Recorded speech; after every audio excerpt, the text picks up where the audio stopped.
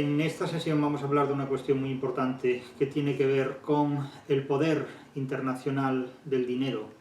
El poder internacional del dinero como una fuerza que está por encima del poder ejecutivo y del poder judicial de los estados del siglo XXI. Vamos a referirnos aquí al libro de Paolo Prodi sobre la historia del hurto en la historia del comercio, en definitiva, el robo y el comercio. Y en este apartado vamos a observar cómo Prodi subraya de una manera muy tenue. Nosotros vamos a enfatizar más estas dialécticas, estos conflictos. Subraya cómo a lo largo de la historia del robo, la historia del comercio ha evolucionado desde una fuerza que trata de emanciparse, en primer lugar, del poder de la Iglesia, después del poder del Estado, y hoy día ya la fuerza que tiene lo que Prodi llama la República Internacional del Dinero y que nosotros convencionalmente denominamos los amigos del comercio, incluyendo en los amigos del comercio a los consumidores de los productos que elaboran y mediatizan los creadores o los gestores del mercado. Es decir, tan amigo del comercio es el que consume el producto como el que lo elabora o como el que lo pone a disposición del consumidor. Es decir, lo que Prodi llama la República Internacional del Dinero desarrolla ya unas fuerzas que suplantan al Estado y que, naturalmente, constituyen una alternativa al poder ejecutivo de los Estados y al poder judicial de esos mismos Estados. Tengas en cuenta que cuando a lo largo del siglo XVIII escritores como Montesquieu plantean una división de poderes entre el ejecutivo, legislativo y judicial, una división de poderes que siempre ha sido mucho más ideal que real, no se plantea jamás una división del poder económico frente al poder ni ejecutivo, ni legislativo, ni judicial, ni al poder del Estado. Es decir, el poder económico se plantea siempre como algo que está supeditado, subordinado a los poderes del Estado, a los diferentes y separados poderes del Estado. Lo cierto es que la historia del mercado es la historia de una emancipación del comercio frente a cualesquiera otros poderes, cualesquiera otro tipo de poderes, y en el siglo XXI esa emancipación no solo se consigue, sino que incluso llega a imponer la fuerza del dinero, la fuerza del mercado, a la fuerza que tradicionalmente han tenido cualesquiera formas de poder estatal y, por supuesto, cualesquiera formas de poder eclesiástico que ya quedan muy superadas con el paso del tiempo.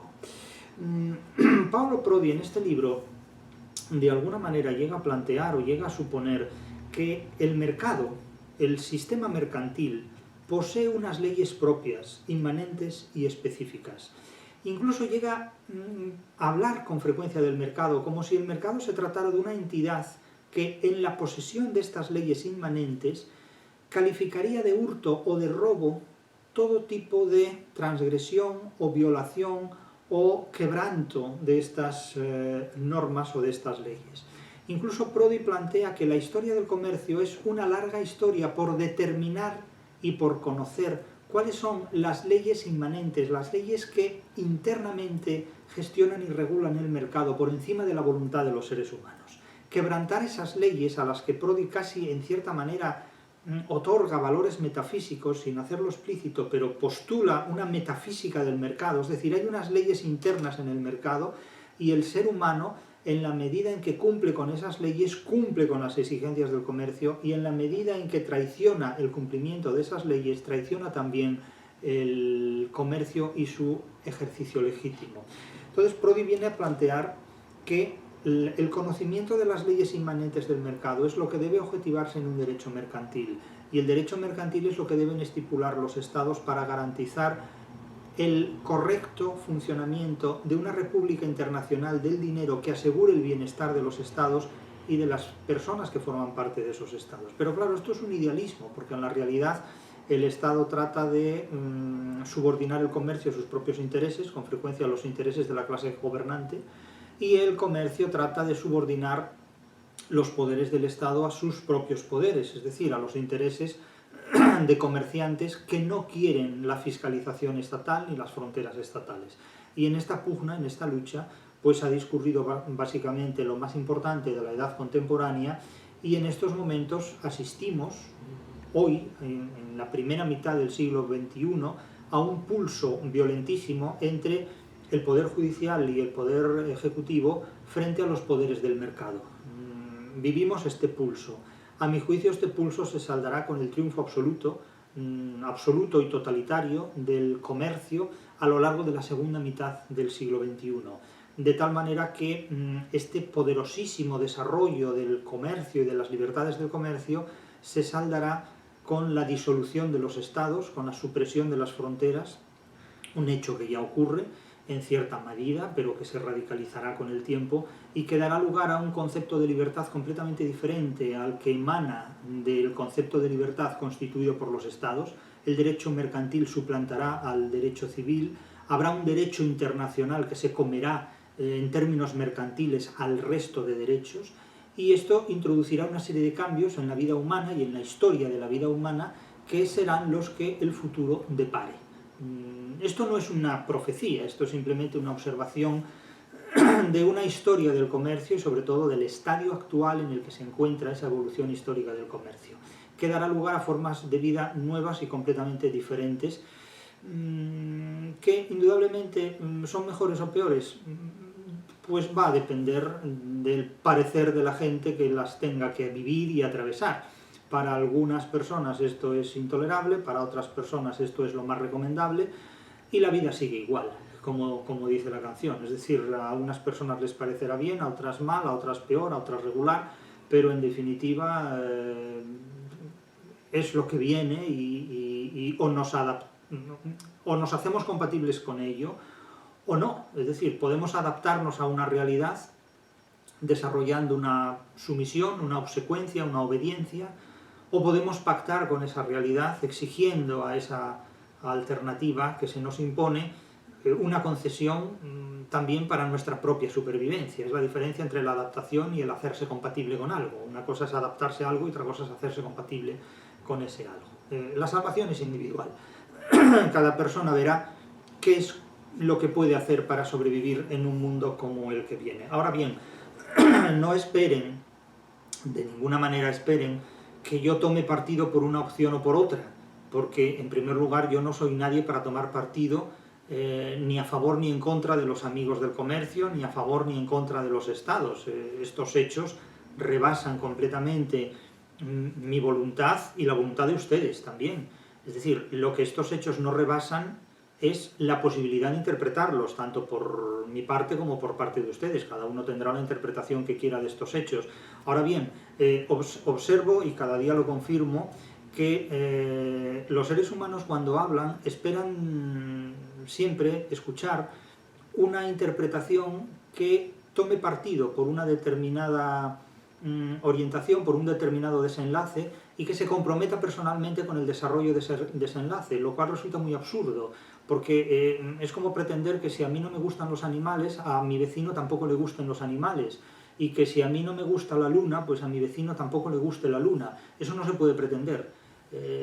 Y si se puede pretender es una lucha en falso completamente. Lo que podemos pretender es conocer la cara oculta de la luna, en todo caso, pero no podemos pretender suprimir una realidad simplemente por el hecho de que la realidad en cuestión no nos guste. Es decir, no esperen, por tanto, de mis palabras una interpretación que llame a la guerra o a la paz sobre determinados hechos. Mis interpretaciones, en todo caso, llaman a un conocimiento crítico o más profundo que el que convencional o superficialmente se hace, simplemente para tratar de que el ser humano se haga compatible con esa realidad y que esa compatibilidad le permita una supervivencia en terrenos adversos o en terrenos que no son precisamente aquellos para los cuales ese ser humano en principio ha sido elaborado, ha sido fabricado. Nosotros cuando nacemos en una época determinada por una serie de características y de hechos que no dejan de transformarse y que de hecho pues cuando morimos, el mundo en el que morimos tiene muy poco que ver con el mundo en el que hemos nacido. Es decir, que las transformaciones son rapidísimas y se desarrollan a una velocidad tan grande que rebasan ya no solo nuestras capacidades de conocimiento, sino nuestras capacidades de acción. De hecho, la educación siempre llega con retraso. La educación que se imparte hoy a quienes tienen 10 años es una educación que cuando ellos tengan 20 o 30 años quedará fuera de juego, no tendrá ya ninguna actualidad, ninguna vigencia. Es decir, la educación no es más que el conjunto de prejuicios que los adultos vierten sobre los niños o sobre los más jóvenes. En definitiva, es el mayor lastre que a veces se puede dar a la gente. El ser humano está obligado a superar los contenidos educativos que ha recibido durante su infancia. Eso no tiene la menor duda en absoluto. Entonces, aquí, para entrar en materia, diremos que hay tres elementos en juego, tres poderes en juego, y cada uno de estos poderes tiene a su vez varias ramificaciones, que son la Iglesia, el Estado y lo que Prodi llama la República Internacional del Dinero y que yo llamo los amigos del comercio. En definitiva, los amigos del comercio, los que mantienen el sistema mercantil. Y ya advierto que no profesaré ninguna simpatía ni tampoco ninguna antipatía hacia ninguno de estos tres elementos. Es decir, no hablo para defender o para vituperar, ni para hacer apología ni condena de ninguno de estos elementos. Hablo para interpretarlos. Cada cual después tendrá sus preferencias. Aquí no hablamos con los sentimientos, hablamos con el conocimiento, ¿no? Y evitamos hacer lo que hace mucha gente, cuando en lugar de exponer su currículum y decir soy graduado, soy licenciado, soy doctor en tal o cual cosa, dice lo que se considera que es. Dice, me considero una persona que soy así, de esta manera. Es que a usted nadie le pregunta lo que se considera. A usted se le pregunta qué ha estudiado y qué sabe hacer. Es decir, yo me considero astronauta, pero pues no, pues yo soy doctor en teoría de la literatura y literatura comparada. Me puedo considerar astronauta o selenita, pero eso no se me pregunta. Entonces, no me pidan lo que no me corresponde. Soy un intérprete de lo que digo, no un defensor ni alguien que condena aquello a lo que me refiero. A partir de ahí, cada uno que haga lo que quiera. En efecto, dice Prodi, los relatos de los libros de texto tienden a presentar las reformas religiosas, las guerras de religión, la expansión colonial, como si fueran distintos capítulos e historias paralelas que no se comunican entre sí. Claro, aquí está una de las grandes aportaciones del libro de Prodi, que es la interpretación conjunta de todos estos elementos. Es decir, estos elementos están estrechamente relacionados entre sí, y no solo por dinero, no solo por el dinero, no solo por comercio, no solo por el comercio, sino por muchas razones. Claro, reflexionar sobre los fenómenos económicos de la modernidad lo han hecho pensadores que ciertamente no tenían como objetivo la fundamentación de una ciencia autónoma, sino que trataban de comprender lo que sucedía. Claro, esto es muy importante. Lo que también es muy importante es lo que Prodi silencia, porque Prodi se cita con una serie de personajes históricos que desde el ámbito de la filosofía, la economía, la teología, la jurisprudencia y la teoría del Estado hablaron sobre el comercio y sus posibilidades de desarrollo, pero curiosamente no menciona nunca y jamás directamente a pensadores como Francisco Suárez o Francisco de Vitoria. Es decir, el silencio al que Prodi condena todo el pensamiento español en capítulos decisivos de la historia del comercio y del pensamiento mercantil es absolutamente injustificable, es totalmente injustificable, y habría que exigir cuentas a la historiografía internacional por el silencio al que siempre ha condenado a España desde el punto de vista de las contribuciones que España ha hecho a la historia del comercio y a la historia del pensamiento. Y esto los historiadores españoles nunca lo han exigido, y es más, con frecuencia lo han aceptado o lo han reiterado, y es el caso del libro de Escotado, que ha pasado por encima de toda la historia del pensamiento económico español como si no hubiera existido jamás. Otro de los aspectos muy importantes que aquí se manifiestan es que muchas veces cuando los historiadores o los intérpretes de la literatura interpretan o hacen historia de la literatura, ignoran completamente otras ramas del conocimiento. Claro, esto es lo que impide ver, por ejemplo, en Ricote, en el personaje del Quijote, a un contrabandista, en lugar de ver a un exiliado. Claro, si la mayor parte de las personas que estudian la literatura dispusieran también de conocimientos propios de otras disciplinas, como puede ser el derecho o la economía, verían en las construcciones literarias, que resultan para ellos invisibles en muchos aspectos, ideas y originalidades que es necesario tener en cuenta y que es muy importante explicar para comprender lo que la literatura históricamente ha sido y sigue siendo. Es decir, no podemos interpretar una novela de Cervantes como Rinconete y Cortadillo ignorando lo que es la economía e ignorando lo que es el derecho mercantil, porque entonces desconoceremos muchas de las exigencias y muchos de los planteamientos que tienen un desenlace decisivo en esa novela cervantina.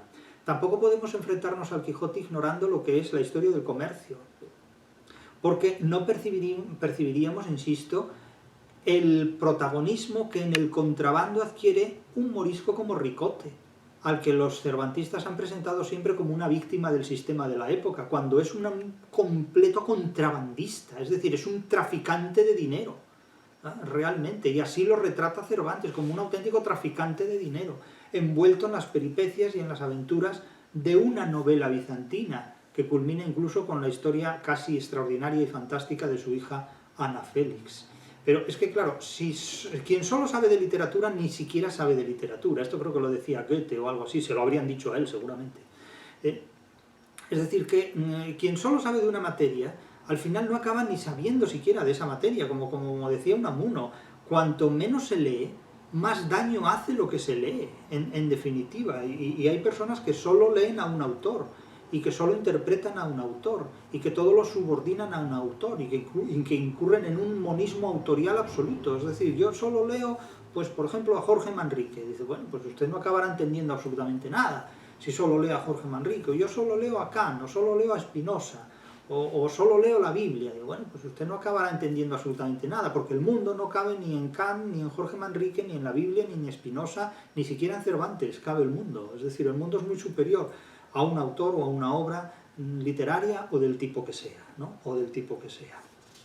Claro, vuelvo a insistir en esto. Prodi postula la posible existencia de unas leyes inmanentes del mercado y viene a decir: creo que si nos centramos en el tema del poder y tratamos de comprender cómo actúa realmente en los siglos de la Edad Moderna para reconstruir su monopolio sobre el mercado en contra de sus propias reglas, podemos comprender mejor la dinámica propia del progreso en Europa bajo las representaciones de la explotación de clase y la división del trabajo. Lo que viene a decir es que no conocemos el mercado si no establecemos unas leyes estructurales, unas leyes internas inmanentes del propio mercado. Y considera que violar esas leyes es el mayor delito de hurto que se comete en el mercado. Ahora, a ustedes lectores, oyentes, les sorprendería conocer qué es lo que Prodi entiende por hurto en el mercado. Porque si leen este libro verían que por hurto en el mercado Prodi entiende todo lo que prácticamente ocurre en nuestro tiempo. Y para Prodi el mayor hurto del mercado es la violación de los derechos positivos de un Estado.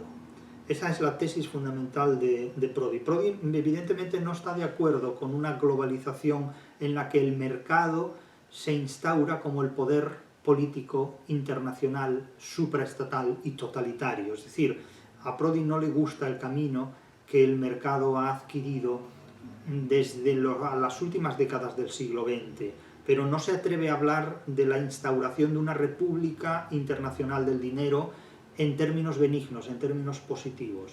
Yo creo que esto hay que hacerlo sin miedo, sin temor, porque es la realidad a la que nos vamos a enfrentar. Es decir, la generación de los que nacen a principios del siglo XXI y de los que han nacido sobre todo en la década de 1990, que todavía no se han enterado del mundo en el que viven en la mayoría de los casos, se van a encontrar a lo largo de la segunda mitad del siglo XXI con un mundo sin estados, es decir, sin derechos civiles, donde el derecho mercantil regulará y controlará completamente sus vidas. ¿Esto qué significa? No solo significa que no habrá pensiones que el Estado pague, si no hay Estado, ¿qué va a pagar el Estado?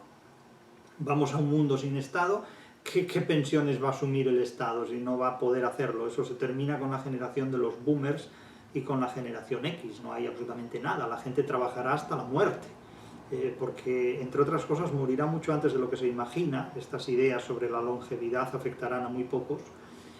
Comiendo porquería no se puede vivir muchos años, evidentemente, ¿no?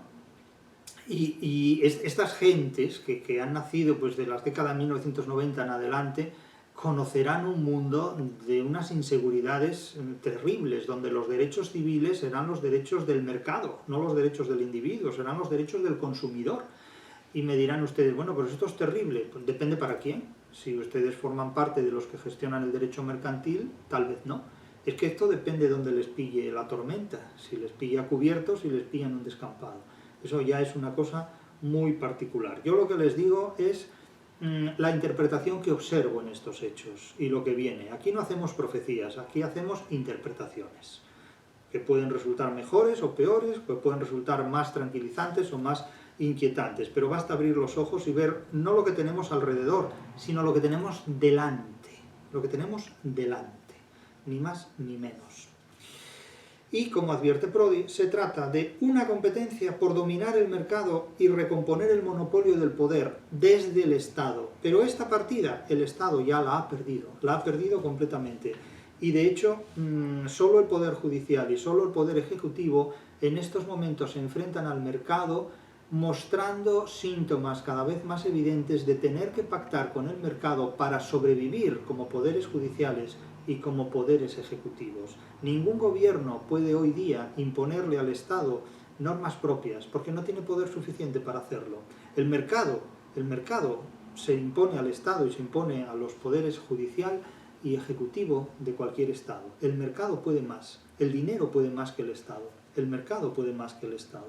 Ahora bien, claro, la fiscalidad y su choque con las exenciones y privilegios eclesiásticos es algo que el Estado siempre quiso imponer, primero a través de la Iglesia, después a través del Estado mismo, pero el mercado se resiste a ello, se resiste a la fiscalidad.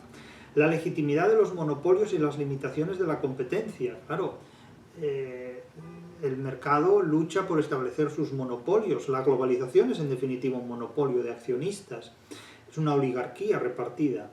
La regulación del dinero y de los grandes flujos financieros, advierte Prodi. Todo este tipo de hechos el Estado trató de controlarlos y lo hizo desde la Edad Moderna hasta la Edad Contemporánea, desde el Renacimiento hasta finales del siglo XX. Hoy ya no puede. La competencia entre el Estado y la Iglesia en el control de la sociedad.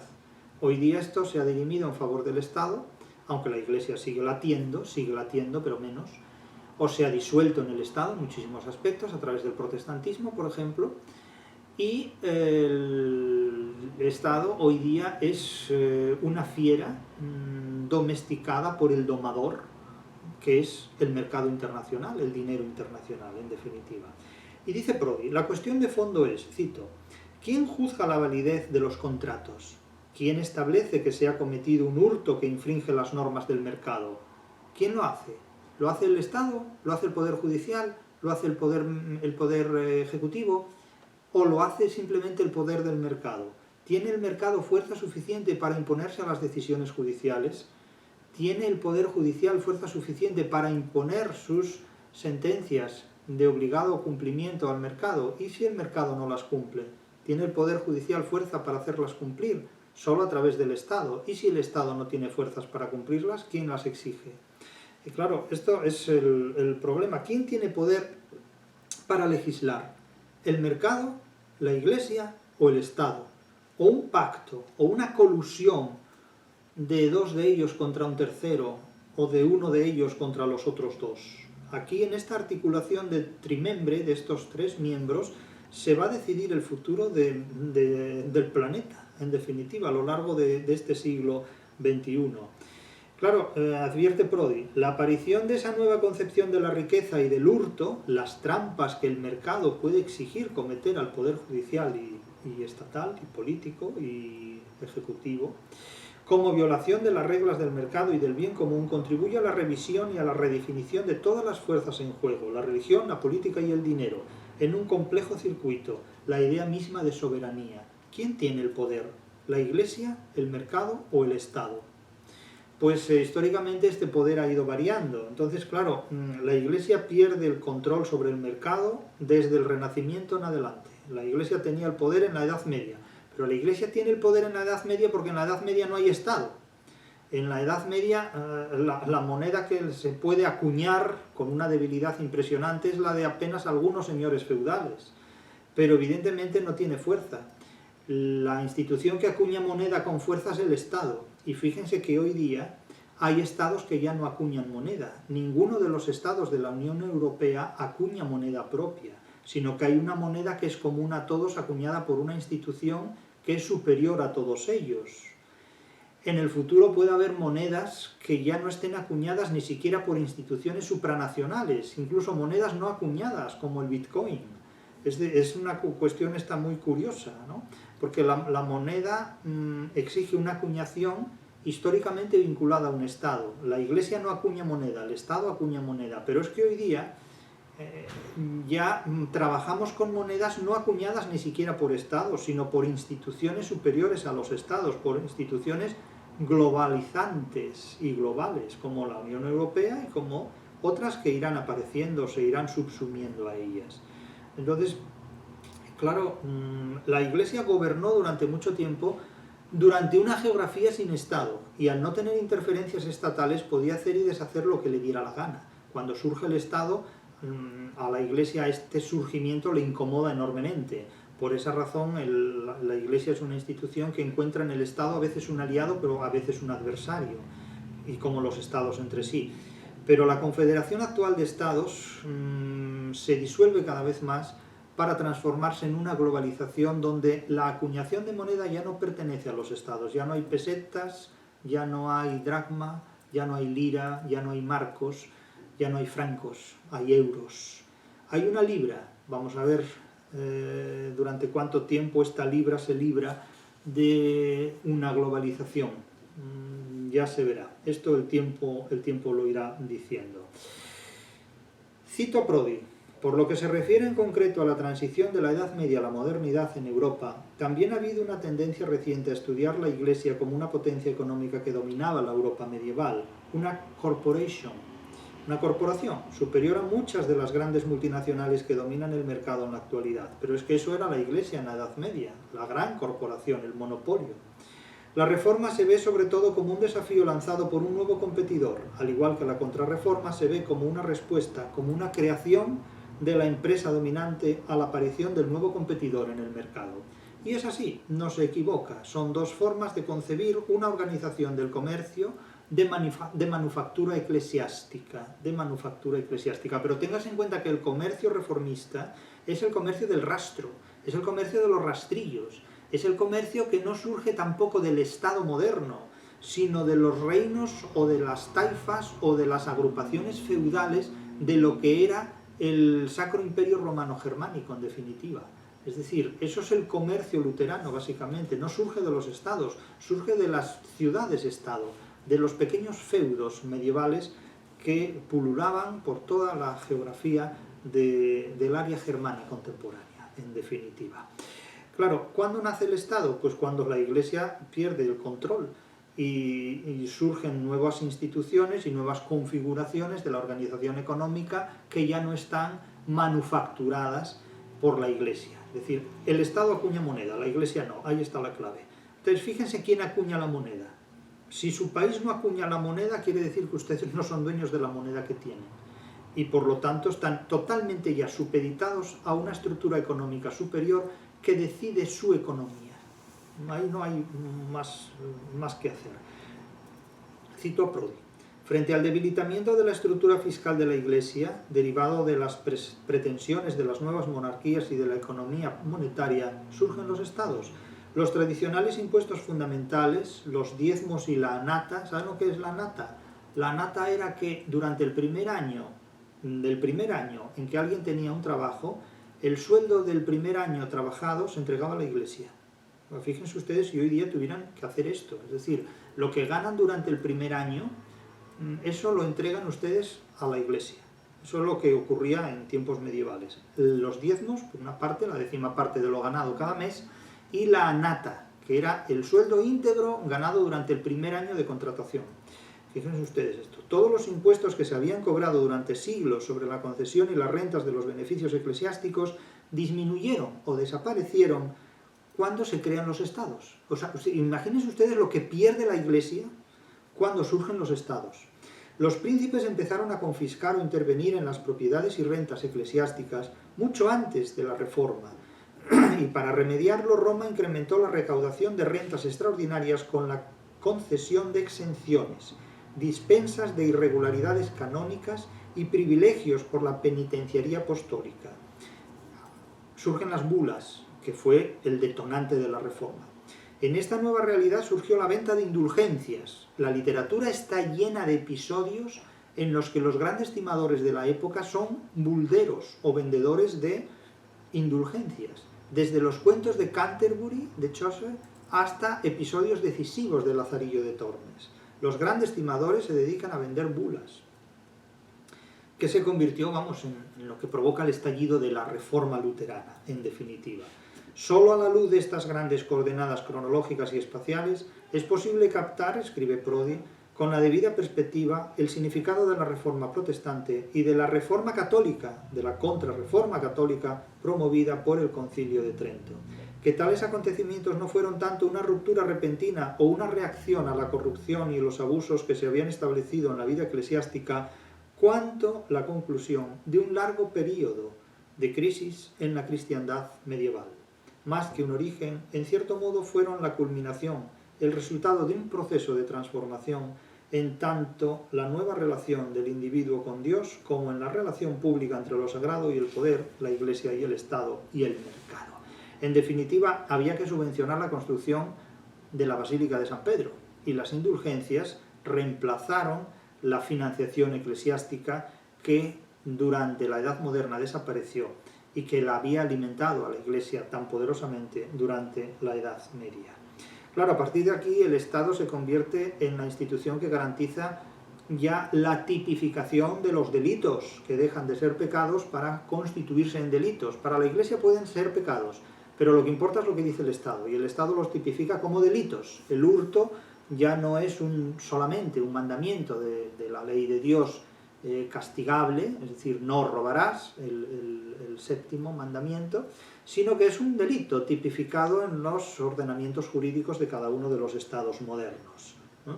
Pasamos del pecado al delito. Claro, la relación de Estado e Iglesia es enormemente sugerente, ¿no? Se dice, en los países que se adhirieron a la Reforma, se tendió a dejar el gobierno de la disciplina eclesiástica, el llamado jus circa sacra, al poder político, diversamente dividido. En algunos países nacieron iglesias separadas, como la anglicana, que manteniendo la estructura doctrinal católica, reconocían al soberano como máxima autoridad.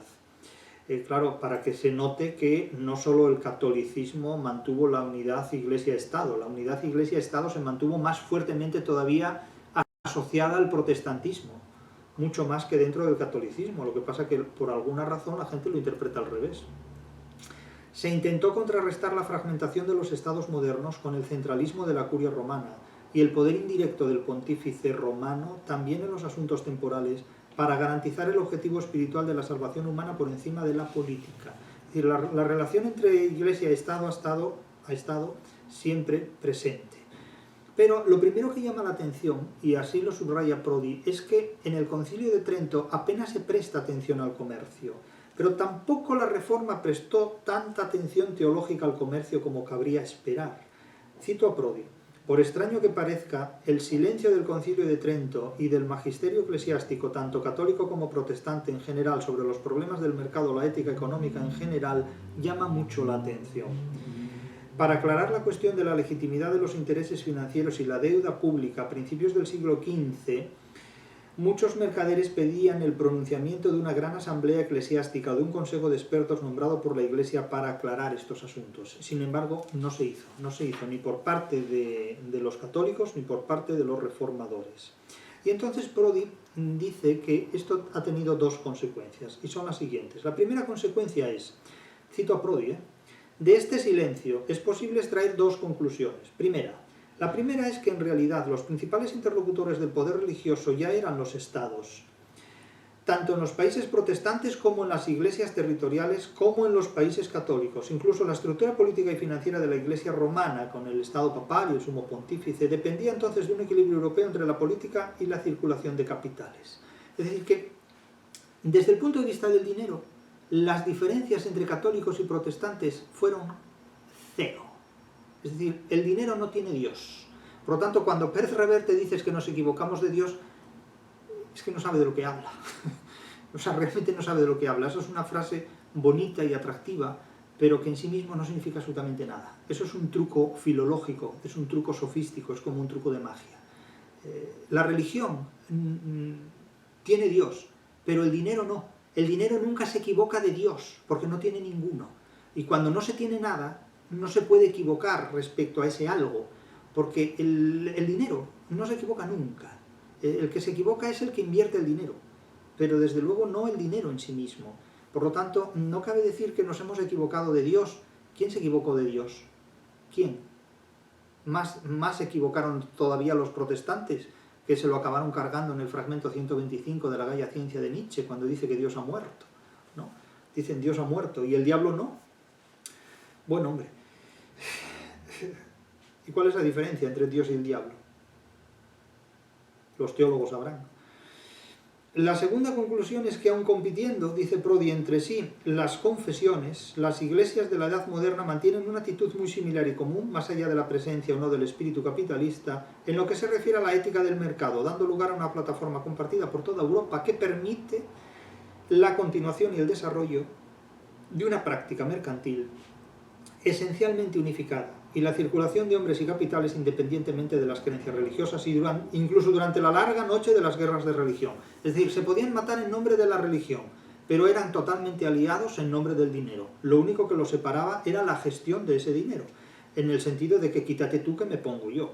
A pesar de las prohibiciones del Santo Oficio en los países católicos y del control de la vida religiosa y de la no religiosa, porque era el control absoluto, por parte de las iglesias reformadas. Las comunidades comerciales católicas siguieron floreciendo durante mucho tiempo en los territorios protestantes y viceversa. Y lo mismo podemos decir, el contrabando que practica Ricote y otros alemanes que penetran en los territorios españoles para hacerse con dinero fingiéndose peregrinos falsos y hacerse con el dinero de las limosnas, que es la malversación de limosnas, el delito de la malversación de limosna, en el que incurre, entre otros delitos gravísimos contra el mercado, Ricote y los alemanes que, insisto, penetran en España en los veranos para hacer dinero y luego lo pasaban a través de las aduanas ocultando el dinero en las faldriqueras de sus vestidos, de sus mantos e indumentarias. Así lo explica Cervantes en el Quijote. Lean ese episodio del Quijote y verán que Ricote no es lo que parece. Pues estamos en el barroco y la gente cree literalmente que las apariencias cervantinas son lo que parecen. Es que hay gente que cree que cuando lee el Quijote en La Mancha hay gigantes y no molinos. Pues lo mismo les ocurre cuando leen el pasaje de Ricote. Creen que es una víctima expulsa del sistema y es un contrabandista profesional. Pero es un profesional del contrabando. Eso es Ricote. Claro, el dinero, insisto, no tiene Dios. El dinero no tiene Dios. Ni tiene trono ni tiene altar. El dinero tiene ricos que lo gestionan. Es decir, el dinero no tiene fronteras tampoco. No tiene Dios. Ni tronos, ni altares, ni fronteras. El dinero tiene ricos, y los ricos no tienen ideología, tienen dinero. La ideología es la emoción de los pobres. Los pobres están muy entretenidos con la ideología, mientras los ricos gestionan el dinero, el suyo y el de los demás, que en eso consiste su trabajo. ¿Podemos estar de acuerdo? No, pero es así. Exactamente, es así. Y claro, Prodi en este sentido subraya mucho estos aspectos. Dice, se ha analizado comparativamente 3 ciudades mercantiles, como Lucca, Ragusa, la actual Dubrovnik, y la puritana Boston, entre los siglos XVI y XVII, y se han señalado inesperadas similitudes en el comportamiento y las estructuras sociales. Bueno, inesperadas para el que no las conozca. Las reflexiones de Spinoza sobre la bolsa de Ámsterdam en la segunda mitad del siglo XVII, a las que se añaden un siglo más tarde las de Voltaire a propósito de la bolsa de Londres, atestiguan que las personas de todas las confesiones se reúnen y negocian libremente y por igual, lo cual no implica tanto una nueva fe secularizada en la racionalidad del mercado frente a la fe religiosa, sino más bien una ética compartida a pesar de las diferentes filiaciones confesionales, lo cual quiere decir que el dinero se toma en serio, pero la religión no. Es lo que acabo de decir. Los ricos tienen dinero, pero no religión. O lo quieren expresar de otra manera. Los ricos tienen dinero, pero no ideología. Los ricos tienen dinero, pero no nacionalidad. Los ricos tienen dinero, pero no cultura. Los ricos tienen dinero, pero no lengua propia. No sé si me explico. Es decir, los ricos no reconocen más diferencias que las exigencias mercantiles del mercado. El resto de las diferencias, la cultura, la religión, la historia, las fronteras, las naciones, las lenguas, son las emociones de los pobres, en definitiva. Pero los ricos no tienen ni ideología, ni tienen religión, ni tienen Dios, ni tienen prejuicios. Los ricos tienen dinero. Punto. No hay otra película en esto. Y ya está. Lo que pasa es que el que no tiene dinero esto no lo ve. El que no tiene dinero no está para ver estas cosas. Está para huir hacia adelante, que es lo que caracteriza en estos momentos a nuestra sociedad. Huir hacia adelante. Porque en el presente nadie quiere estar. Y resulta que el presente es lo único que tenemos, pero bueno. Estado y mercado. Estado y mercado. Estamos en el Estado y el mercado. Cito de nuevo a este señor. En lo que respecta al mercado, la novedad más visible de la primera modernidad es el nacimiento del Estado moderno. Bien, cuando Prodi habla, sobre todo a partir de la página 200 y pico, del Estado moderno, el Estado moderno es el eufemismo por el tabú. El tabú es España, que no la nombra. Y todo lo que dice del Estado moderno es literalmente una descripción del funcionamiento histórico de España respecto al mercado. Es decir, España es quien instaura la primera globalización. Mucho antes de que hicieran este documental, Prodi ya advierte en 2009 que España dispone la primera globalización. Esta es una idea de Prodi. Mucho antes que figura en el documental, esta idea ya figura en este libro de Prodi. Pero Prodi no menciona a España. Prodi habla de Estado moderno. ¿Cuál es el Estado moderno que en 1492 pone en marcha un desplazamiento del comercio mediterráneo hacia el Atlántico? ¿Qué lo hace? ¿Venecia esto? ¿Lo hace Renania? ¿Lo hacen los feudos reformados del Sacro Imperio Romano Germánico, que están en Edad Media todavía? ¿No?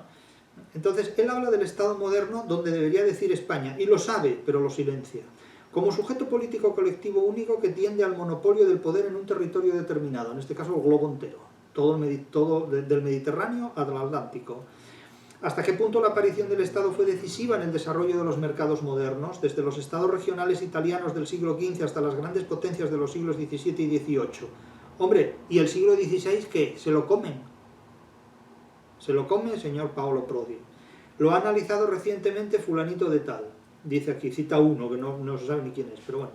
Simplificación y racionalización del marco geopolítico, consolidación de la soberanía integrada con superación de las autonomías feudales y de las ciudades y de las uniformidades de la jurisdicción, la garantía del orden público y centralidad de la administración y de la fiscalidad y de la justicia. Eso lo hace el Estado moderno, sí, eso lo hace España, porque Inglaterra no puede hacer eso en el siglo XV y XVI todavía, Francia no puede hacer eso en los siglos XV y XVI, Alemania, que no existe hasta 1871, finales del XIX, no puede hacer nada de esto en los siglos XV y XVI.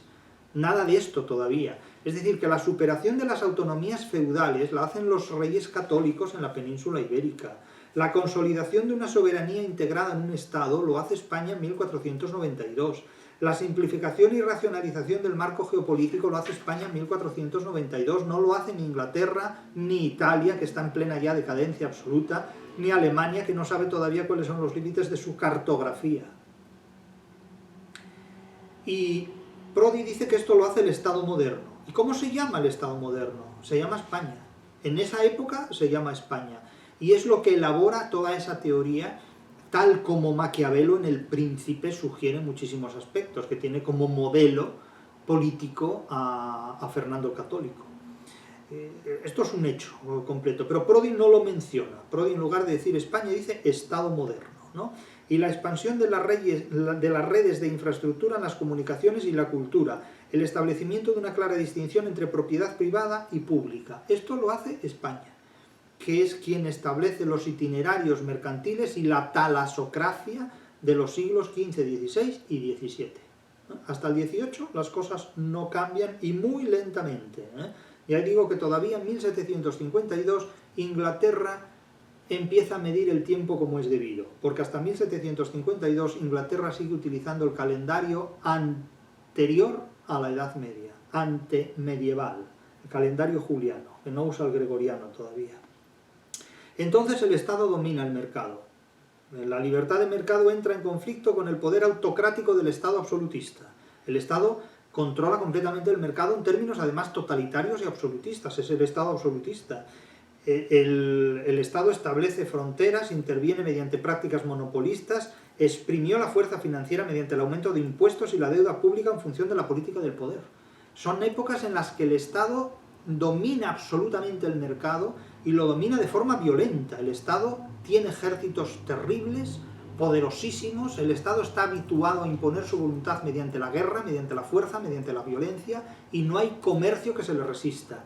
Vean ustedes la fuerza que tienen hoy los estados militarmente hablando si el comercio se la niega.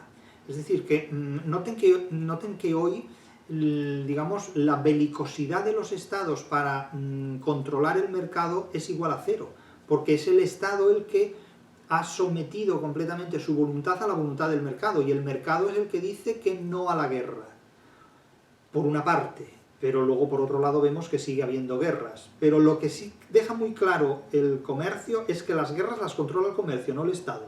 Y esto es algo muy novedoso, porque hasta la edad contemporánea incluida, prácticamente hasta la Segunda Guerra Mundial, las guerras las gestionaban los estados. Hoy día las guerras las gestiona el comercio. Y esto supone, insisto, un cambio absolutamente diferente desde el punto de vista de la gestión de la violencia planetaria. Porque no es lo mismo que la guerra la gestione un estado o un imperio a que la guerra la gestione el comercio. Son cosas completamente diferentes. El comercio gestiona la guerra y la paz, como antes los estados gestionaban los intervalos que separaban las guerras de las paces. Entonces, claro, cuando se dice que la paz es el intervalo que media entre dos guerras, esto es una obviedad, porque claro, eso es como decir que el silencio es el intervalo que separa dos guerras, o dos ruidos. Evidentemente, claro, es que eso es una obviedad, eso es una tautología completa y absoluta. La cuestión es quién gestiona la guerra y quién gestiona mercantilmente la paz. Tradicionalmente, históricamente, esto lo hacían los estados, pero hoy lo hace el mercado. Y es el mercado el que decide cuándo el Estado entra en guerra y cuándo el Estado cesa del estado de guerra, cesa de ejercer este estado de guerra. Esta voluntad bélica ya no depende del Estado, sino que depende del mercado. Depende de lo que llamaba Prodi la República Internacional del Dinero, o que aquí llamamos los amigos del comercio, en definitiva. ¿Es mejor que el Estado regule las guerras? ¿Es mejor que regule las guerras el comercio? Bueno, depende para quién, yo esto no lo sé, yo no sé lo que es mejor o lo que es peor, yo sé lo que es. Y sé que hoy día las guerras no las gestionan los Estados, las guerras las gestiona el comercio supraestatal, en definitiva, porque hablar de comercio es hablar de instituciones que superan, en definitiva, a los estados particulares. Cito de nuevo: es cierto que la construcción del Estado soberano y centralizado fue un proceso secular, cierto, que el poder seguía estando extremadamente fragmentado localmente, que la configuración social surgió teniendo gran importancia durante mucho tiempo en una sociedad que seguía siendo gremial y en muchos territorios feudal. Esto que dice Prodi aquí, que acabo de leer, no es en absoluto gratuito, porque junto con la idea de un Estado potente, absolutista y centralizado, ha coexistido siempre el foro, los derechos forales, el feudalismo particularizado dentro del Estado, de tal manera que el Estado mantiene con determinados territorios que forman parte de su Estado una relación contractual que es diferente a la que mantiene con otros territorios dentro del mismo Estado. Esto se ve hoy muy bien en España, cuando el gobierno central mantiene con determinados territorios de la geografía del mismo país unas diferencias fiscales respecto a otros territorios. Pero es que también se da en otros países que no son España. Y no se nota tanto. ¿Por qué? Pues porque no es objeto de tanta difusión periodística. Pero en todos los países del mundo hay territorios que gozan de regímenes fiscales frente a otros mismos territorios del mismo país de manera más o menos acusada. Esto en España se manifiesta mucho porque la democracia española es relativamente reciente y ha acusado mucho estas diferencias desde un punto de vista político. Pero no estoy justificando estas diferencias, vuelvo a lo de siempre, estoy refiriéndome a ellas para decir que no son un caso específico de España. Lo que ocurre es que aquí las vemos de una manera mucho más intensa, mucho más violenta tal vez, pero se dan en todos los países, incluso dentro de una mancomunidad de países como es la Unión Europea. Hay regímenes fiscales completamente diferentes dentro de la misma geografía. Lo que ocurre es que no se publicitan tanto, no se mencionan tanto, precisamente para preservarlos de una manera más o menos discreta. Entonces, ¿esto es bueno o es malo? Pues depende de dónde estemos. Depende si estamos en el lado de los que pagamos más impuestos o si estamos en el lado de los que pagamos menos impuestos. Incluso, estando en el lado de los que pagamos más impuestos, hay personas que por hacer un trabajo de menos horas ganan mucho más dinero que otras haciendo un trabajo de más horas. Es que las irregularidades mercantiles es imposible neutralizarlas, de tal forma que, bueno, son los debates permanentes por los cuales los seres humanos disputan entre sí, pelean constantemente por alcanzar regímenes fiscales más igualitarios que una vez conseguidos resulta que hacen agua en desigualdades de otra naturaleza. Pero la idea del Estado contrafactual, en tanto que los Estados tienen dentro de sí mismos articulaciones contrafactuales diferentes respecto a unas zonas territoriales de otras, se ha dado siempre, pero se da tanto en los estados absolutistas, mediante el reconocimiento foral, como en los estados democráticos, mediante la preservación de esos mismos reconocimientos a través de otros articulados. Por lo tanto, esto ha existido desde siempre, y con ello no quiero justificarlo, simplemente quiero explicarlo, nada más que esto. A mí no me pregunten si soy partidario o no de este tipo de acontecimientos, porque es irrelevante completamente lo que yo sea, pero es completamente irrelevante lo que yo sea y lo que sean ustedes. Lo único que importa es quién tiene el poder para hacer valer este tipo de hechos, y ese poder yo no lo tengo, ni ustedes tampoco, en definitiva, porque si lo tuvieran no estarían escuchándome a mí, estarían ejerciéndolo. Es lo que ocurre con estos asuntos. Ahora bien, la idea del Estado contrafactual, que es el Estado que, insisto, negocia desigualdades fiscales en sus diferentes territorios conforme a la realidad política, económica, financiera, ideológica de cada época y de cada lugar, esto es inevitable y ha existido realmente desde siempre. Sí es cierto, como digo, que la guerra y el comercio también han existido desde siempre, pero antaño las regulaba el Estado y hoy día las regula básicamente el comercio. El comercio decide cuándo un Estado entra en guerra y cuándo un Estado sale de esa guerra en las condiciones que el comercio disponga. Y no hay más. Antaño los ejércitos al servicio de los Estados estaban para asegurar el comercio en función de los Estados. Hoy los ejércitos en función del comercio están para asegurar los beneficios en función no de los Estados, sino del comercio, ¿no? Es decir, ha cambiado, digamos, el afluente. Ha cambiado el afluente, pero no ha cambiado el caudal. Que es cuestión de la gestión de estos asuntos. Claro, dice Prodi, los costes de la protección militar de las redes comerciales y en concreto de las rutas marítimas también aumentan de forma desproporcionada a lo largo de la Edad Moderna. Claro, a causa de España, que es quien gestiona eso entonces. Unos costes que los estados pequeños no pueden asumir. Evidentemente que los estados pequeños no pueden asumir. ¿Cómo va a asumir esto Holanda o la Confederación de los Países Bajos? Llegan a Manhattan e inmediatamente los ingleses los echan de allí, porque los ingleses ya son más fuertes que los holandeses. ¿Cómo van a asumir estos costes los pequeños estados feudales de la Alemania reformada? Ni con reforma ni sin ella los pueden asumir, porque no tienen recursos para ello. Esta nueva relación entre el Estado y el mercado, prosigue Prodi, adoptaría aspectos muy diferentes desde el modelo de Estado de ultramar de Portugal y España. Aquí no le queda más remedio que llamar a las cosas por su nombre, Portugal y España. Y dice, a su vez muy diferenciado el de Portugal de España, hasta las grandes compañías neerlandesas e inglesas de las Indias orientales y occidentales. Oiga, ¿cuáles son las grandes compañías neerlandesas e inglesas en los siglos XV y XVI? Porque aquí ponemos al mismo nivel de Portugal y España en los siglos XV y XVI las grandes compañías neerlandesas e inglesas. Vamos, como si todos fuéramos iguales en 1492. Es muy curioso, ¿no? ¿Dónde estaba la talasocracia británica en 1492? Si ni siquiera conocieron el Océano Pacífico, que por eso se llamaba Pacífico, porque estaba exento de la intervención de la piratería inglesa hasta prácticamente el siglo XVII. Si no tenían técnicas de navegación capaces de cruzar más allá del Canal de la Mancha. Claro, hoy es al revés. La crisis de la República Internacional del Dinero son palabras literales de Prodi, y la transformación de las reglas del mercado en la Edad Moderna seguirán midiéndose por el desarrollo de la intervención estatal en la economía. Hoy es al revés. Hoy se mide por el desarrollo de la intervención mercantil en los estados. Hoy es ya completamente al revés. Es decir, somos testigos de una época históricamente decisiva en cambios fundamentales sobre el comercio y el hurto también en lo que es el mercado, los derechos mercantiles. Pasamos del derecho civil al derecho mercantil, de cómo el mercado se come al Estado.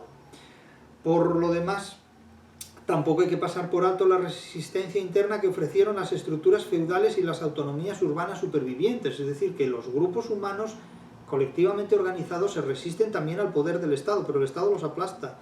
Y si no los aplasta, se hace compatible con ellos para su propia supervivencia.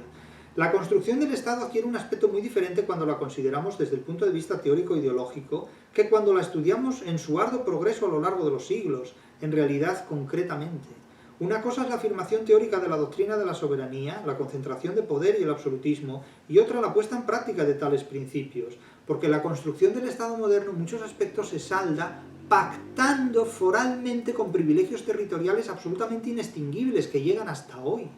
Entonces, claro, esa idea de un Estado absolutista y monárquico y basado y apoyado en el trono y el altar, a veces tiene mucho más de aparente que de real, porque son estados que dentro de sí reconocen diferencias forales y fiscales de un tamaño desaforado. Es decir, hoy nos sorprende que esto exista, pero es que ha existido siempre. Ha existido siempre completamente. Entonces, hoy nos sorprendemos de que determinados territorios tengan ventajas fiscales dentro del mismo Estado respecto a otros territorios. Bien, nos sorprende, tienen derecho a sorprenderse, pero es que históricamente esto ha existido siempre. Y con esto no trato de justificarlo. No me compete a mí justificar esto. Simplemente digo que esto ha existido siempre, como desde siempre ha existido el crimen y la guerra. Y dicen, bueno, ¿y usted legitima el crimen y la guerra? Miren, yo no legitimo nada de eso. Pero yo simplemente digo que no hay Estado que haya podido pacificar una sociedad, ni hay mercado que haya podido evitar la desigualdad fiscal entre los ciudadanos que forman parte, ni de la Iglesia, ni del Estado, ni de un mundo sin Estado y sin Iglesia. Eso es lo que quiero decir. Sin pretender ni justificar ni legitimar ni lo uno ni lo otro. Simplemente me limito a hacer una interpretación de los hechos. La presencia del Estado sigue siendo débil en muchos aspectos. ¿Por qué? Pues porque a pesar de ser estados absolutistas, pactan contrafactualmente con determinados territorios a los que reconocen exenciones fiscales y privilegios forales, económicamente y legalmente, y fiscalmente también. En definitiva, eso ocurrió en la historia de España, en la historia de Alemania, en la historia de los Estados Unidos y en la historia de todos los estados habidos y por haber. Y seguirá hablando, y seguirá viéndose, y seguirá hablándose de este tema. Hoy se destruyen los estados nacionales por el poder insólito, extraordinario que tiene esa República Internacional del Comercio. Ahora bien, requiere hoy, el siglo XXI, el comercio del siglo XXI, requiere los mismos factores que requería el Estado a finales ya del siglo XIX o del siglo XX, pues probablemente no, probablemente ya no. Es decir, que el comercio globalizado requirió el apoyo de una fuerte organización militar y de una fuerte base territorial muy bien definida, tanto demográficamente como políticamente como financieramente.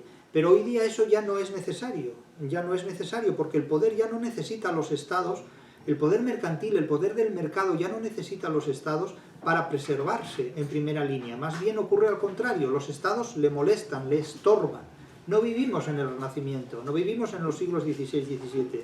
Vivimos en un mundo en el que el mercado ya no necesita el poder político ni el ejército de los estados políticos para asegurar su desarrollo. Nótese que China, por ejemplo, es un estado que sin necesidad de ningún ejército está tomando posiciones globales. Y China no es un enemigo del mercado occidental, es un socio del mercado occidental, de modo que no vean a China como un enemigo de los amigos del comercio occidentales, porque China es un socio de los amigos del comercio occidentales. Es un accionista más dentro de la República Internacional del Dinero. No es un enemigo, es un aliado. Otra cosa es que sea un aliado de ustedes. Pero claro, depende de dónde les pille a ustedes el movimiento de la República Internacional del Dinero. Claro, eso ya es una cosa muy particular en la que no podemos entrar. Prodi dice que los Países Bajos se salvaron como potencia comercial, pero también quedaron destinados a sucumbir en la competencia con una Inglaterra que combinaba la riqueza con un fuerte estado territorial. Bueno, y antes que con Inglaterra, con España, pero es que parece que para Prodi España no ha existido nunca. Pero cuando tiene que hablar de España, Prodi dice Estado moderno. Y cuando tiene que hablar de un Estado contemporáneo, entonces le pone por nombre Inglaterra. Es una cosa muy curiosa.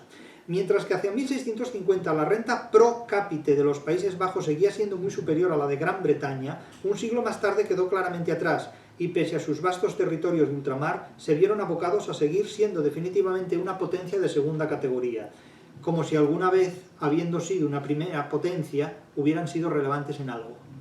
Pero bueno, eso es otra cuestión. El caso es que, insisto, cuando Prodi tiene que decir España, dice Estado moderno. Cuando tiene que decir Estado contemporáneo, dice Inglaterra. Esto es una cosa muy curiosa. ¿Pero? En fin, el caso es que el Estado controla la guerra hasta prácticamente finales del siglo XX. Los Estados controlan las guerras prácticamente, podríamos decir, hasta la segunda mitad del siglo XX. Hoy día las guerras las controla el comercio internacional. Y es el comercio internacional el que le dice al Estado cuándo y cómo y dónde debe iniciar o debe concluir una guerra. Esto ya es un monopolio del comercio. Es un monopolio completo del comercio. Fíjense lo que dice Maquiavelo, una cita que rescata Prodi de Maquiavelo, que es muy importante. Dice Maquiavelo, ejemplo nada común y jamás visto por los filósofos en tantas de sus imaginadas y vislumbradas repúblicas. Fíjese lo que dice Maquiavelo de los filósofos, de las utopías, de Tomás Moro, que es una obra casi contemporánea al Príncipe de Maquiavelo, de 1517. Dice, y jamás visto por los filósofos en tantas de sus imaginadas y vislumbradas repúblicas, desde la República de Platón hasta la utopía de Tomás Moro, que son fantasías en definitiva, son fantasías animadas de ayer y hoy, es tener dentro de un mismo círculo, entre los mismos ciudadanos, la libertad y la tiranía, la vida civil y la corrupción, la justicia y la licencia, porque sólo este orden mantiene la ciudad llena de costumbres antiguas y venerables. Y si llegara a suceder, como de hecho sucederá con el tiempo, prosigue Maquiavelo, que San Giorgio es el Banco de Génova, el Banco San Giorgio de Génova, la banca genovesa, ocupara toda la ciudad, sería una república más memorable que la veneciana todavía. O sea, Maquiavelo lo que plantea es un realismo político y un realismo económico absoluto. Es decir, no hay paraísos terrenales, no hay utopías filosóficas. Un ejemplo, nada común y jamás visto por los filósofos en tantas de sus imaginadas y vislumbradas repúblicas. Como Maquiavelo se burla de la filosofía y de los utopistas, de los autores de utopías. Ya he dicho muchas veces que las utopías son novelas mal escritas en tiempos de crisis. No hablemos ya de las distopías, ya que son aberraciones de profetas o manuales de instrucciones, como el caso de Orwell, en definitiva.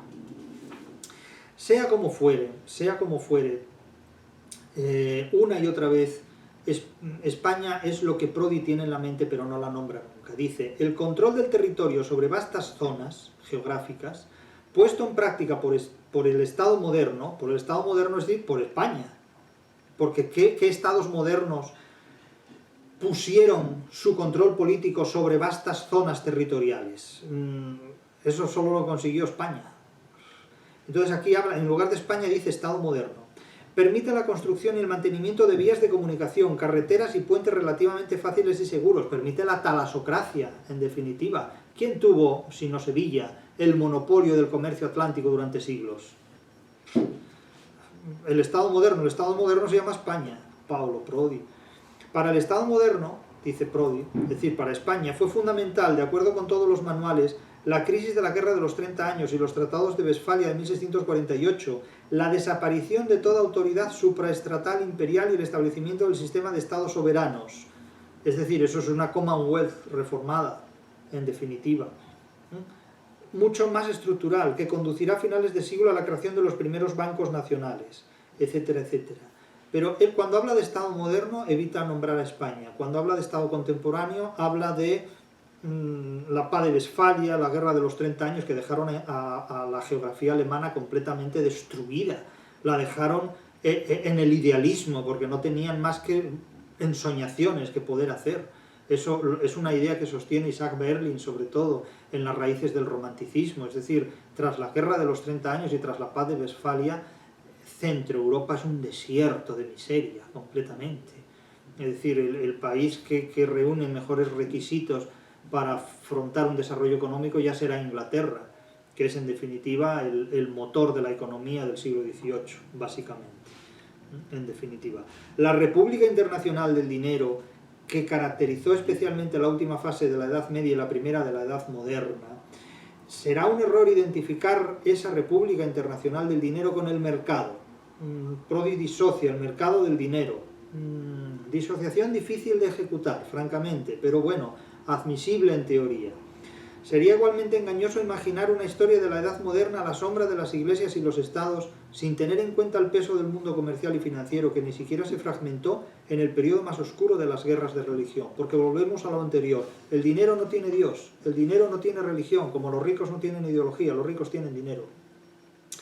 Y de nuevo, ignora completamente a España. Mientras el problema religioso se impone en el siglo XVI, el problema del Estado lo hace a principios del siglo XVII, de modo que el siglo siguiente producirá una disputa entre el nuevo Leviatán y la República Internacional del Dinero. Y volvemos de nuevo a Westfalia 1648, etcétera, etcétera, etcétera. Y nada que decir sobre la talasocracia hispánica, en definitiva. Nada de eso, eso lo menciona completamente. Fíjense en este otro párrafo. Dice Prodi: puede haber diferentes apreciaciones sobre el peso de cada uno de los componentes políticos y religiosos, de la religión en su conjunto y de cada una de las confesiones. Pero en mi opinión, en opinión de Prodi, no hay duda de que, al igual que el Estado moderno, y aquí debería decir España, pero dice el Estado moderno, tuvo un fuerte componente confesional en su primer desarrollo, la República Internacional del Dinero tuvo en su desarrollo temprano y floreciente una cultura y una ética cristiana participativa que encontró en los 10 mandamientos, y en particular en el séptimo, su eje y su humus común. Una situación que solo se modificará lentamente a partir de la segunda mitad del siglo XVII. Pero debería añadir, ¿por quién? ¿Quién introduce esta modificación? La anglosfera, básicamente Inglaterra. Básicamente Inglaterra más que Gran Bretaña, pero eso Prodi no lo dice. Eso Prodi no lo dice. Es decir, Prodi utiliza Estado moderno como eufemismo del tabú. España como tabú. España como tabú. Es un título para un buen libro este, España como tabú. Le regalo este título, le regalo este título. España como tabú. Escriban un libro, España como tabú en la historia del comercio universal. España como tabú en la historia del comercio europeo. Es un buen título que les regalo para que escriban un libro sobre esta materia. España como tabú en la historia del comercio internacional. Propiedad privada, Estado, derechos humanos civiles, hoy todo esto es igual a cero. La propiedad privada es la base del derecho civil en la historia de Occidente. El Estado se basa en la propiedad privada para articular sus derechos civiles. Los derechos humanos se apoyan en los derechos civiles y en los derechos objetivados en los ordenamientos jurídicos de un Estado, y en ellos la propiedad privada es clave. Noten que hoy la idea misma de propiedad privada está en crisis. La derogación de la propiedad privada es un objetivo de los amigos del comercio, porque los amigos del comercio quieren dinero, pero no quieren gente que tenga propiedad privada, ni quieren gente que desde su propiedad privada pueda generar productos como la soberanía alimenticia. No quieren que la gente tenga huerta, no quieren que la gente cultive nada propio, porque lo que quieren es que lo que la gente tenga dependa exclusivamente de ellos. Tengan en cuenta que el 13%, según las últimas estadísticas que se han hecho públicas, el 13% de la población española vive en una zona rural capaz de asegurarse un mínimo de abastecimiento en cuanto a su soberanía alimenticia. Es decir, si los amigos del comercio quieren, usted no tiene pan para comer hoy. Recuerden que en la pandemia todo el mundo quedó circunscrito a su población. No podía comprar si los supermercados no estaban abastecidos. Es decir, si se produce un cierre mercantil, la gente se muere de hambre en su casa. Y eso, claro, es enormemente peligroso. Pero el ensayo que durante la pandemia tuvo lugar en este sentido resulta completamente innegable. Insisto, solo un 13% de la población española vive en un ámbito rural, según las últimas estadísticas. Claro, si esto es así, imagínense ustedes, apenas ese 13% podría disponer de una soberanía alimenticia, plantando lechugas o patatas. Pero ¿qué puede plantar usted en su vivienda particular? No piensen en marihuana, no me hagan chistes malos en ese terreno, por favor. Pero no piensen en esas chorradas. Pero hablo en serio, hablo en serio. Es decir, la soberanía alimenticia es una esencia básica de la propiedad privada, y eso en la segunda mitad del siglo XIX no estará disponible para nadie, no estará disponible para nadie, entre otras cosas porque hoy día la mayor parte de la gente no sabe llevar una vida en un ambiente rural, no puede, no sabe hacer esto, no sabe ni plantar una lechuga, ni cuanto menos plantar un tomate. Hablo de la mayor parte de la gente, Entonces, claro, la vulnerabilidad de la propiedad privada mediante la ocupación de viviendas, mediante las limitaciones de la autodefensa personal ante la vida propia, mediante la preservación de los bienes básicos, mediante la soberanía alimenticia, es algo que está absolutamente en crisis, porque si yo soy el dueño de algo, me interesa serlo en términos monopolistas y absolutos, de tal manera que el absolutismo estatal hoy pasa al absolutismo comercial. Por esta razón, insisto, los amigos del comercio no quieren que nadie tenga nada, y quieren que el prójimo dependa exclusivamente de ellos. Bien, pues procuren estar al lado de los amigos del comercio, arrimarse a los buenos, que diría Lázaro de Tormes, ¿no? Claro, hoy el mercado disuelve los estados. Las ciudades-estado no pudieron soportar, dice Prodi, la confrontación y tuvieron que dejar paso a estados regionales o nacionales capaces de forjar nuevas relaciones con las grandes finanzas internacionales. Esto explica el hundimiento de los Países Bajos, no solo el hundimiento acuático, sino el hundimiento financiero de los Países Bajos. Entonces, claro, la piratería es una alternativa, pero no durante mucho tiempo, indudablemente. Pero, claro, cuando dice Prodi, volviendo a la realidad de la vida económica, en realidad debería decir, volviendo a la historia de España, lo que más llama la atención de los siglos de la Edad Moderna, los siglos en los que España es protagonista financiero, es que mientras que en la Edad Media Europea parecía una región pobre en comparación con la riqueza y la inmensidad de Oriente, en la primera mitad del siglo XVIII, en vísperas de la Revolución Industrial, después de solo unos siglos, ya era inconmensurablemente más rica y se encontraba en el centro de una red mundial de comercio que importaba materias primas de todos los países del mundo y exportaba productos manufacturados. Pero eso se hizo, eso fue posible, eso se llevó a cabo debido a la talasocracia española de los siglos XV y XVI.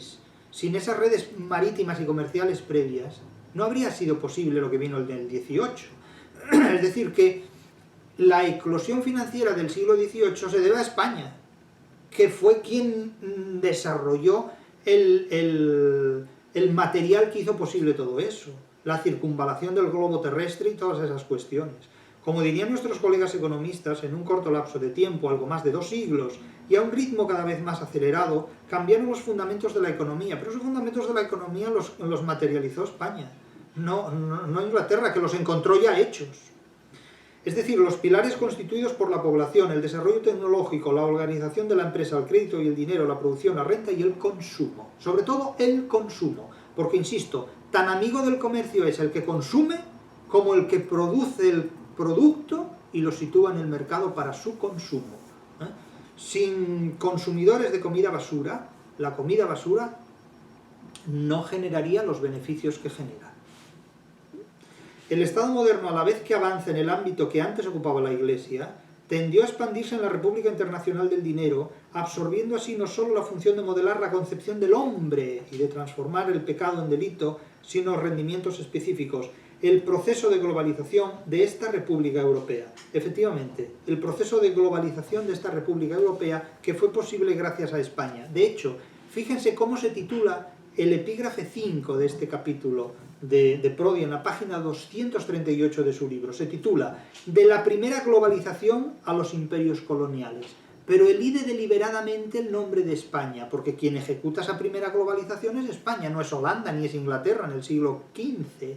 ¿Dónde está Inglaterra en 1492? En el mapa de sus cartografías, pero no en el mapa mundi, indudablemente. Entonces, la primera globalización, son palabras literales de Prodi, la primera globalización refleja la diversa relación entre las finanzas y la política en los distintos países, a partir de la forma del capitalismo colonial basada en las concesiones estatales. Claro, y llega aquí la hora de llamar a las cosas por su nombre, página 238. El reparto del mundo entre España y Portugal, con la mediación del Papa Alejandro VI en el Tratado de Tordesillas de 1494, ¿dónde está Inglaterra en 1494? ¿Dónde está Inglaterra en 1494? Hay que buscarla en el mapa, porque no se encuentra en otra parte. Permitió que entre las fronteras políticas se gestara una sociedad de mercaderes, todavía en gran medida internacional. El caso de Colón también lo atestigua, que prestaba sus servicios a diversas coronas a cambio de concesiones. Claro, aquí Prodi viene a decir que Colón es italiano, Colón es genovés, ¿no? Viene a sugerir, no lo dice, pero lo viene a sugerir, como quien nosotros, gracias a los genoveses se descubrió América. Resulta que América la han descubierto hasta los marcianos, pero bueno, dejemos esto. El caso es que esta primera globalización, en la que Prodi reconoce la intervención decisiva de España y cómo España y Portugal se repartieron el mundo en 1492, pregunto, ¿dónde está Holanda en 1492? ¿Dónde está Alemania en 1492? ¿Dónde está Lutero en 1492? ¿Dónde está Inglaterra en 1492? ¿Dónde está Enrique VIII en 1492, el de Inglaterra? ¿Dónde están todos estos personajes en 1492? ¿Dónde están? En su casa, si es que tienen casa, la mayor parte de ellos. España estaba repartiéndose el mundo con Portugal y el Papa Alejandro VI, cuya casa era también la casa de Dios. España no tuvo colonias sino provincias, eso es lo que todo el mundo sabe, menos los historiadores que escriben la historia de España según los intereses de las potencias extranjeras. Y dice Prodi, todos los manuales sobre la historia de la expansión europea se emplean en nuestras escuelas,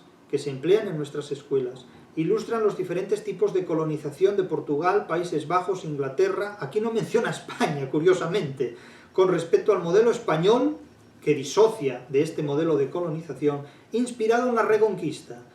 No es secundario, sin embargo, investigar de algún modo los sistemas paralelos del monopolio. Es decir, aquí Prodi claramente distingue el concepto político de la España americana, que se basa en la Reconquista, es decir, en un concepto de país propio, con el sistema político de Portugal, Países Bajos e Inglaterra, que es un sistema colonial. Claro, el sistema español se convierte en colonial cuando los Borbones llegan al trono de España, pero el planteamiento político de España no es colonial antes de 1700.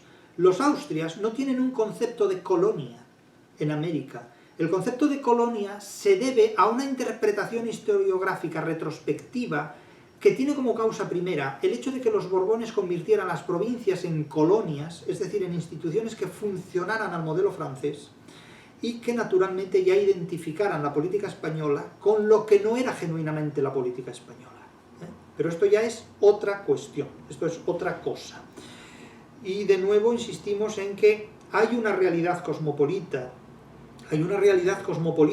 pero ese cosmopolitismo británico no se corresponde con el cosmopolitismo hispánico. Son dos formas completamente diferentes de organizar y de hacer política.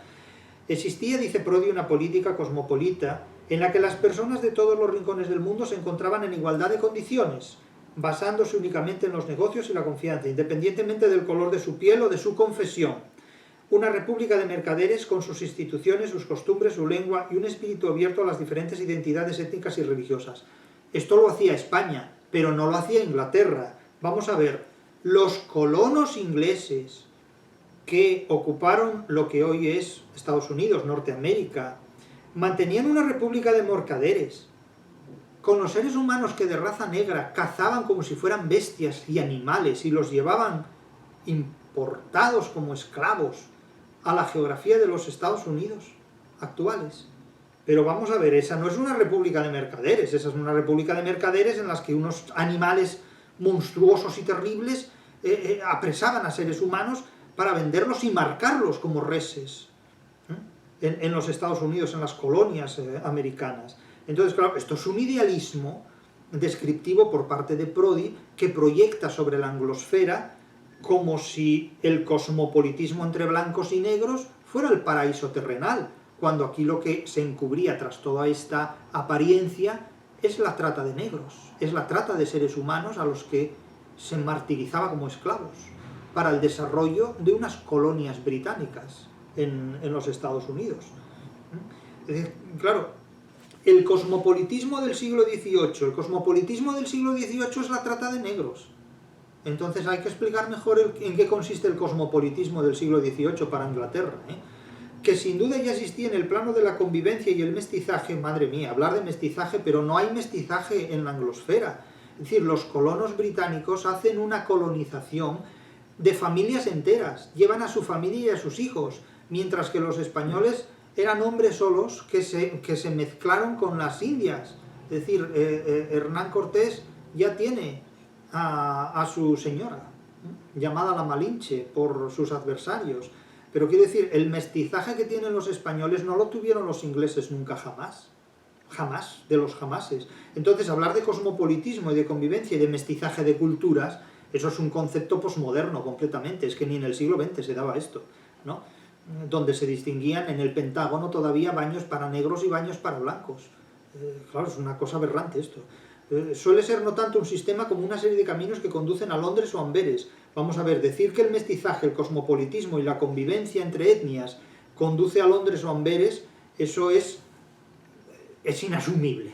O sea, esto no lo podemos asumir desde ninguna forma y desde ninguna manera. Es decir, la globalización primera del comercio internacional que hace España, que Escotado omite completamente en su trilogía sobre los amigos del comercio y que Prodi aborda desde el punto de vista de un auténtico tabú, porque Prodi se refiere a España como tabú y habla siempre de los estados modernos como un eufemismo sobre la primera globalización.